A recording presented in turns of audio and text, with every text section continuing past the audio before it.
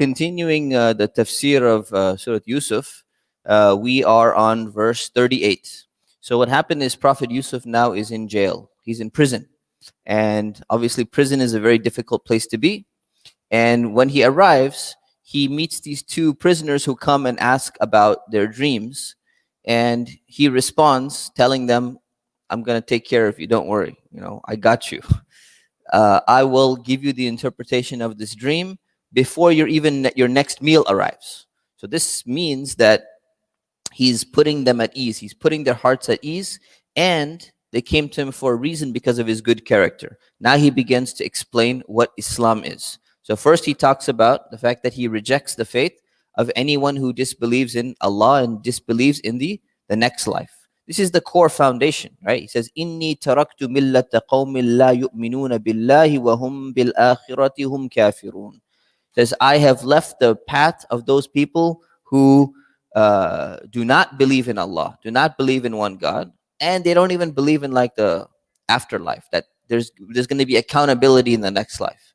If you had to summarize what Islam is, the summary is these two principles: that there's a God and He created us for a purpose, and we have to serve Him.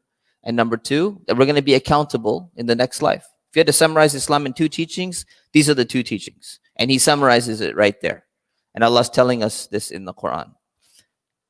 The next verse, he says, وَاتَّبَعْتُ مِلَّةَ آبَائِي إِبْرَاهِيمَ وَإِسْحَاقَ وَيَعْقُوبَ.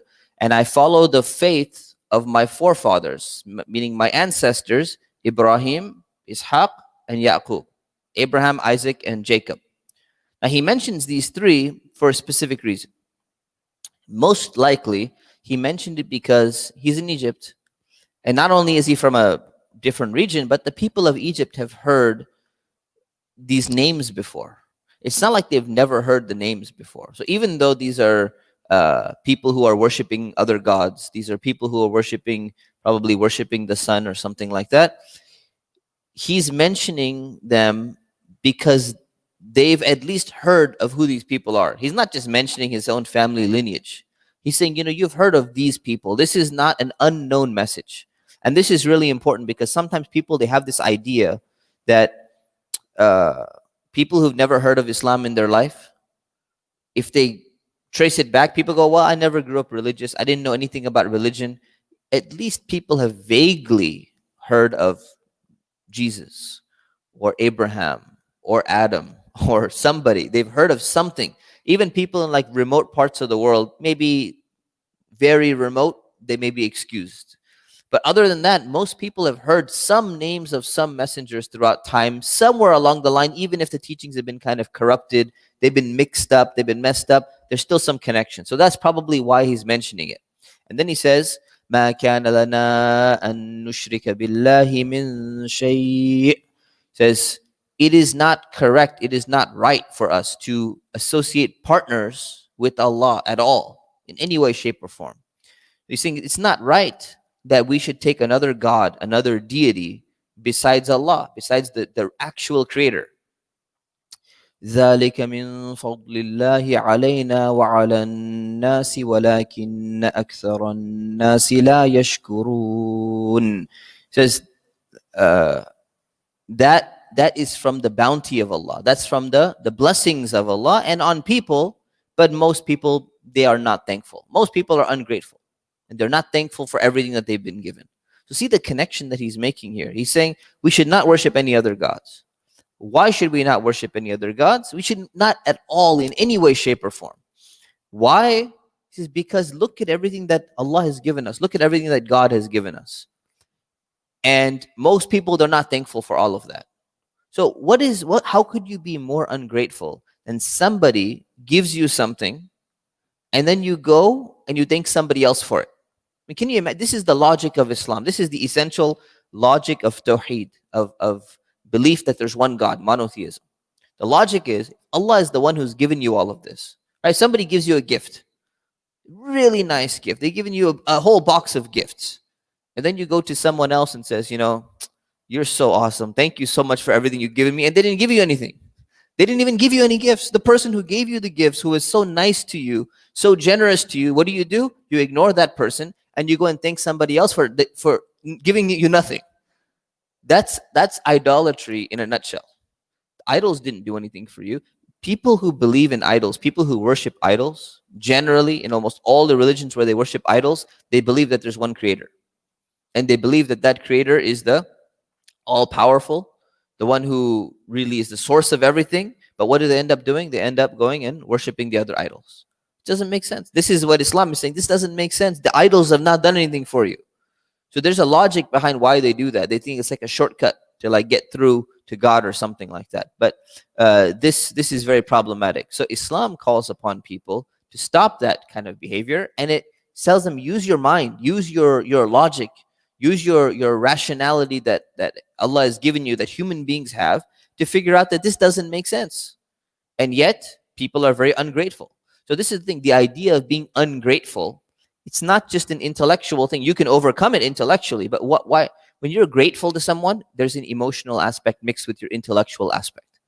So disbelieving in Allah, or rejecting Allah, or not worshiping Allah and worshiping other things besides Allah, or other people besides Allah, it's not just an intellectual mistake. There is a spiritual, emotional, psychological major mistake that's being done. Just like when people are ungrateful. When you're ungrateful, is it an intellectual mistake? It's like you don't realize that someone has given you gifts and then you're going and thanking somebody else for it. That's the intellectual part. You can correct yourself, but why are you doing it? Because you're so attached to these other things. And you should have been attached and appreciative of the one who actually did that for you. But somehow your desires have mixed that in, your emotions have messed that up, and that's what people end up doing. So he's mentioning this, and he's explaining to them, right? Look at all the stuff that he's saying. He hasn't even started to interpret their dream yet. He hasn't even begun. So they came for a dream interpretation. And what is he doing? He's able to convey the message of Islam. And then he continues. And he says, يا صاحبي السجن أأرباب متفرقون خير أم الله الواحد القهار. He says, my fellow prisoners. Look how he's speaking to them. Very respectful, very nice, right? My two companions. Like, see, when you talk to people, this is very important. When you're trying to convey the message of Islam, or even if you're not trying to convey the message of Islam, just in general, you should be respectful. You should be nice. You should address people with either an honorific title or just like even friendly, just being friendly with them, right? You don't need titles and all that per se, but you be nice and kind and respectful to them. It goes a long way. And that's just part of the mannerisms. It's part of the etiquette in Islam, what we call akhlaq. You have to be good to people, be nice to people, be respectful to people. So he's not saying, you idolaters, you dirty, disgusting, people who worship, other than Allah. He's not talking like that, right? Sometimes people, when you have a hatred for idolatry, that's good. It should bother you. People are worshiping idols. But you don't have to have a hatred for the person themselves. Having a hatred for a concept, or someone is doing something really bad, you don't have to hate the person directly. You can still address them with some kind of gentleness, care, and concern, but you may hate the action that they're doing. So he does this, and this is his way of doing it. So he's expressing to them in the nicest of ways, Jazakumullah khairan, in the nicest of manners, that this is the situation. My friends, that's what he's saying basically. My friends who are my prison buddies, you guys are my homies, right? Let me tell you something. Like, are diverse gods, worshiping all these different gods that you guys worship. There's like a thunder god, and there's a brain god, and then there's an earthquake god, and there's a sky god, and there's a sun god, and all of these things. Is that better? Or al-wahidul qahhar? Is it better to worship that one, that there's one God, the one that created us, rather than thinking that all of a sudden all these powers got divided somehow? Is that better, or is this better? And look at the attribute of Allah that he mentioned. Allah has so many attributes in the Quran. Which attribute did Prophet Yusuf mention? Al-Qahhar. What is Al-Qahhar? Not only does it mean the all-powerful, but it means like the overcoming, the overwhelming. The one who is so powerful, they can overtake anyone else. So why did Allah subhanahu wa ta'ala specifically mention this attribute?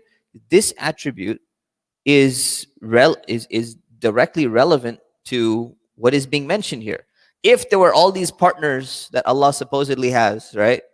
Allah could overwhelm, He could overtake all of them. He could wipe them out, right? If He could destroy all of them. So where did these people come from? Like, on what authority do they somehow share some status with Allah? If someone is like a powerful fighter and he can take out everyone else in the match, how can you be like, yeah, these are all awesome fighters at the same rank? No, they're not the same rank. One of them can take out all of them. He's the Qahar. He's the one who can destroy all of them. What's the point? There's no point. So he's trying to appeal to their mind. And this is something very important, because what's happened today is people have looked at Islam as like some kind of new age spirituality thing. Like other religions, they have to convince people that you just got to believe because there's something really spiritual. You're going to feel really good when you believe, right? So many religions is based on feelings.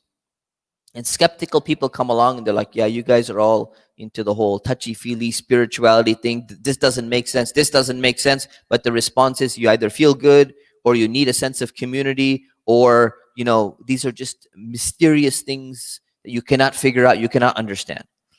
Islam is not like that. Islam comes and tells people in a very basic and simple level, just use your mind, use your brain properly, right? So you have to think properly in order for you to get out of a mistaken notion. And what he's telling them to do is to think properly. If you think properly, you'll understand that believing in multiple gods and that all of them somehow deserve to be worshipped at some level rather than worshiping one God, this doesn't make sense. So just use your brain a little bit. Try to get yourself out of the state that you're in. And that's what we need to do when we're conveying the message of Islam, when we're talking to people about what Islam is, whether they're Muslim or non-Muslim. We need to understand, we should not negate the idea that Allah has given us a mind. He's given us rationality. We are able to think, and you use an intellectual argument, right? And you explain, hey, this doesn't make sense. And Islam makes sense. And that's why most people, you rarely will you ever find anybody. You find a lot of people, they worship Jesus, they worship different idols or something like that. And they say, it just doesn't make sense to me. And then they come and they stop doing that. They say, we should just worship God only. Rarely do you ever find anyone who's worshiping God only, and they're like, you know what? This doesn't make sense. I'm going to start worshiping idols. I'm going to start worshiping a human being, or I'm going to start worshiping the sun or the moon or other gods or something. Rarely will you ever find that, because that's not the way human beings think, because they know it's wrong. That's not the way we're designed to think. So Prophet Yusuf is mentioning this argument. And then he continues, ما تعبدون من دونه إلا أسماء سميتموها أنتم وآباؤكم ما أنزل الله بها من سلطان. He says, all of those things that you're worshiping besides him, besides Allah, these are all just names that you and your ancestors have invented. You just made these things up. These are concocted theories. People today, they complain about man-made religion. Oh, all religions are man-made, right? And then Muslims come in and they try and respond to that, and they go, no. All religions are good. This is a mistaken notion. Islam is not saying that. Islam is actually saying two things. Number one, yes, all religions are man-made except one, except the true one, and that is Islam. And number two, some religions have a divine origin going back, but they were corrupted. And when they were corrupted, who corrupted them? Man, supposedly. Maybe the women involved as well, right? So humans corrupted these religions. But what happens is there's one exception, and the exception is the true religion. So Islam is saying the exact same thing, and Prophet Yusuf is saying the exact same thing. You just made up these names, these idols, the whole religion that you have as your basis for everything that you're doing in life. Where'd it come from? No, what's its origin? Where'd it come from? The origin is you just made it up. You or your ancestors, you just came up with these names of these idols and all of these things. Where's the basis for it? There's no rational basis for it. Where's the historical basis for it? So you look for a rational basis, and then you look for a historical basis. Rational basis has been destroyed. Where's the historical basis for it? There's no historical basis for it. And then he explains, Ma anzalallahu biha min sultan. And Allah has sent down no authority, no sanction for this. So there's no basis for you to be doing this in the first place. Therefore, what is he bringing it back to? He goes, if you don't have proof that the one who created everything, and you're an idol worshiper, you believe that there's a creator. If you don't have proof for this, then what's going to happen? You're going to be accountable because Allah did not give you license to do this. He didn't say that he's going to split his power between all of these different idols. Where did that idea come from? Somewhere along the line in your ancestors, you made it up. Man-made religion, right? Or modification of religion. In al-hukmu illa lillah.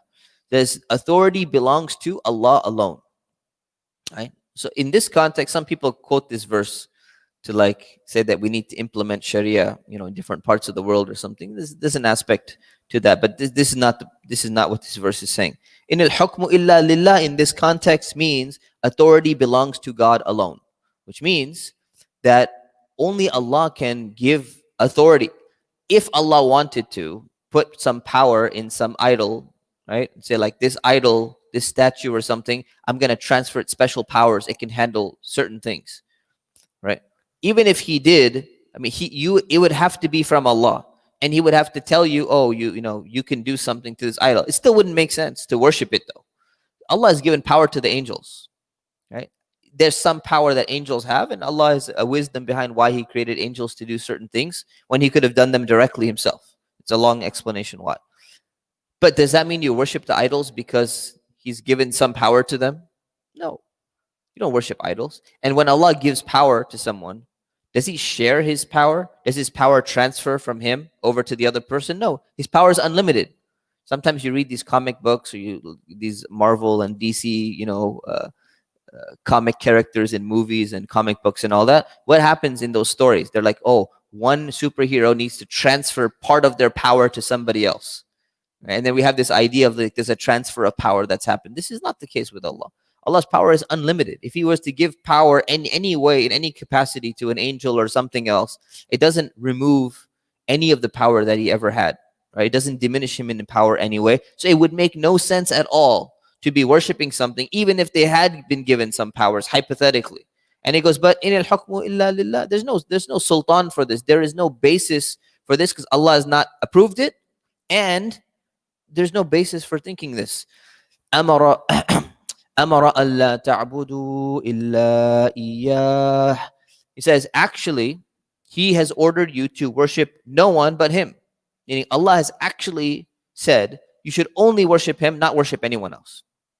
Prophet Yusuf understands this. He's receiving revelation from Allah subhanahu wa ta'ala, and he's saying this is wrong. You should only worship Allah. ذَلِكَ الدِّينُ الْقَيِّمُ وَلَكِنَّ أَكْثَرَ النَّاسِ لَا يَعْلَمُونَ. He says that is the true faith, but most people don't realize it. Most people don't understand.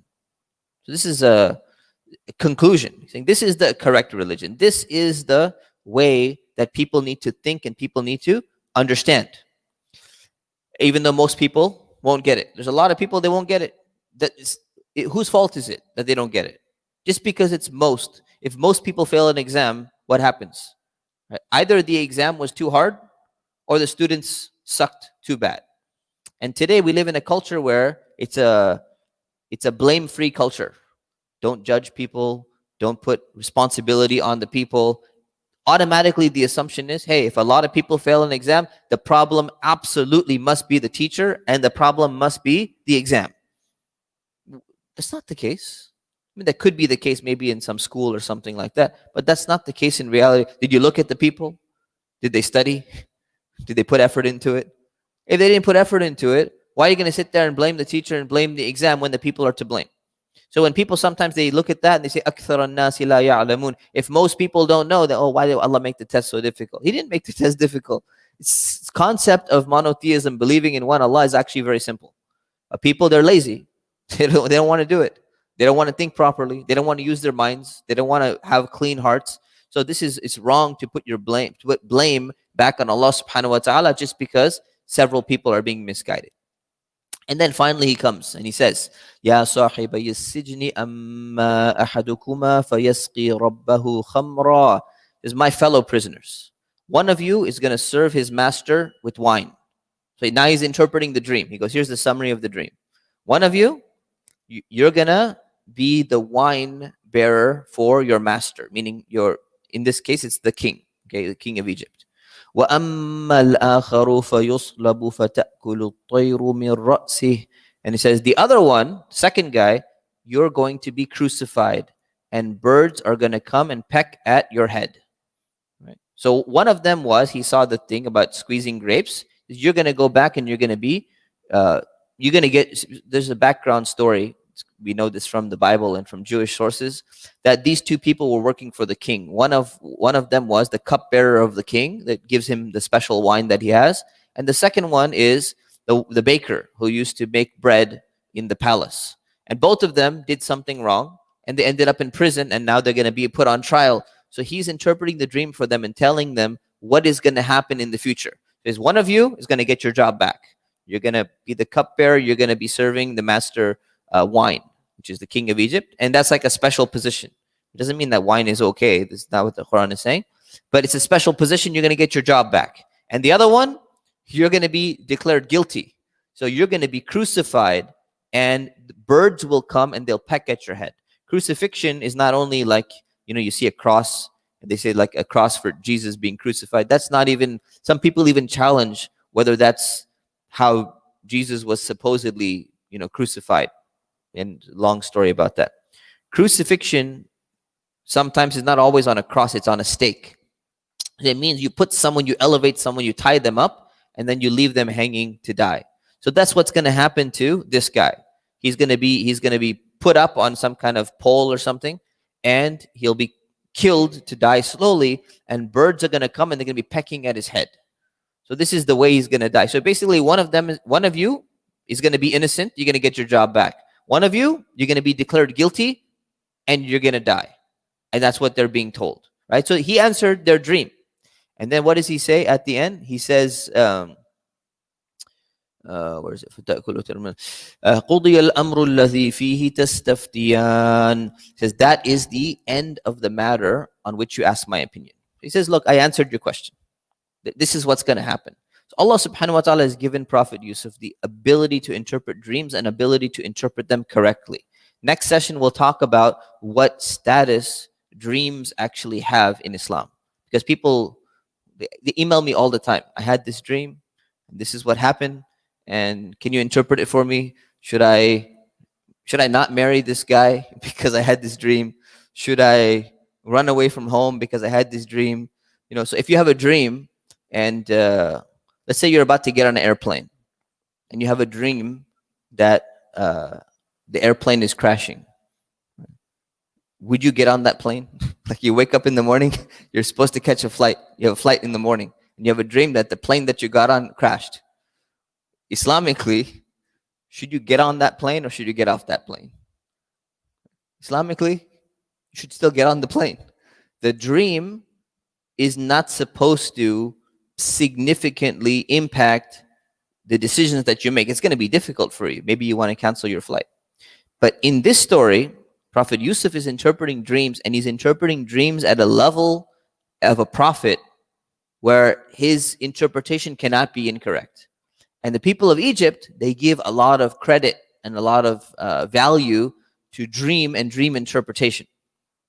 So inshallah, next session, because we're out of time, next session I'll talk about this in detail in terms of when should we worry about dreams, when can you interpret dreams and there's some validity to the interpretation, and when is there no validity and you should not be acting upon those dreams. So we'll leave it here and we'll do verse 42 next time. We ask Allah subhanahu wa ta'ala to give us a deep understanding of the Quran and to apply it in our lives. Ameen. Subhanakallahumma wa bihamdik. Nastaghfirukallah wa natubu ilayk. Assalamu alaikum wa rahmatullahi wa barakatuh.